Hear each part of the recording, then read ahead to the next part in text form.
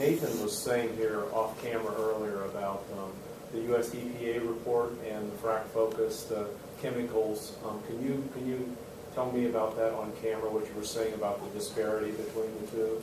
Yeah, the U.S. EPA report lists 3 hazardous chemicals that are not listed on Statoil's report to frackfocus.org.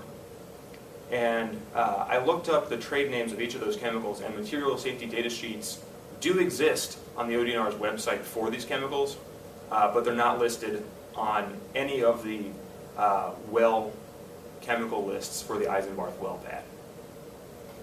I mean, what kind of chemicals are we talking about? Are they hazardous chemicals? Yeah, they're they're hazardous chemicals. They're biocides specifically. And I've heard the term biocide. What does that mean? It means it kills living things, specifically bacteria that live underground that could tend to gum up the fracking process. And so that's something they put down there to kill these organisms that are underground so they don't come back up? So that the fluid can make it down and the oil and gas can make it back up and they can avoid corrosion. Mark, did you want to add? Do you feel like you're making any headway in the legislature? I mean, do you have a feeling that lawmakers are actually listening to what you have to say here? We feel like we are in some instances, but the influence of the oil and gas industry is extremely strong in the legislature right now. Frankly, we've heard more encouraging remarks from Governor Kasich than anywhere else, and we do encourage him to use his power to direct someone in the legislature to take action on this. What's the other side? The industry, I assume, says something about proprietary information or something. Why is that not valid? I'm not sure I understand your question. Why is the industry opposed to this? I mean, the argument I hear is it's proprietary. We have special combinations of chemicals we're using in fracking. Is that their position? Is that what you hear from them? What we hear from them is actually very confusing because they are saying things like firefighters don't want a big box of paper in a basement somewhere. They don't want us to directly report to them. They want to work through the system that currently exists through the ODNR. And the problems with the ODNR's emergency response website are apparent to anyone who attempts to use it.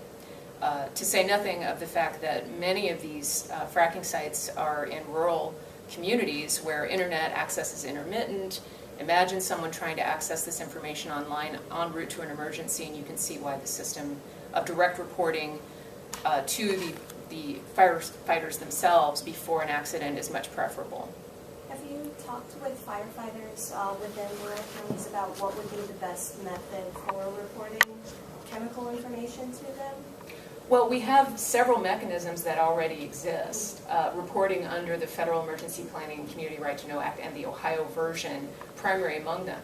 There's no need to reinvent the wheel through the ODNR and to create this unnecessary rerouting of information through this agency that's not equipped as a first responder. You know, the State Emergency Response Commission was created decades ago. The mechanisms already exist to handle emergencies and to prepare emergency planners and emergency responders with the information they need to protect themselves and us. But I have spoken with firefighters from rural counties who are interested in direct reporting to them before drilling starts. And in this very incident, there were remarks made by firefighters and the EMA director, bemoaning the fact that information was not available before they were sent to respond. You're turning kind of first responders on their head. They're talking about rural volunteer fire departments that were originally put in place to fight house fires and whatever, grass fires, whatever, and now they're being turned into oil well firefighters. Do you find an issue with that, the fact that what they're being asked to do is way above and beyond what volunteers were expected to do originally? We absolutely find that to be the case. In fact, if you look at this instance, beyond the scope of mere chemical disclosure, the companies that responded didn't have a lot of equipment that they needed to adequately respond to this. That's not what they are designed to do. So yeah, absolutely.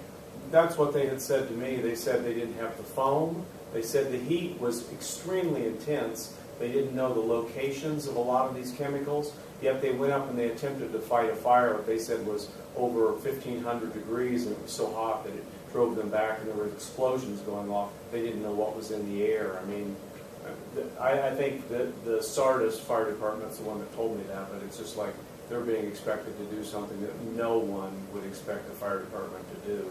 Can you talk about what their position they're putting them in with a lot of this non-reporting? Well, this speaks to a broader issue of what the State Emergency Response Commission is responsible for. It's their job to prepare firefighters and first responders throughout the state for the types of incidents that they're going to encounter.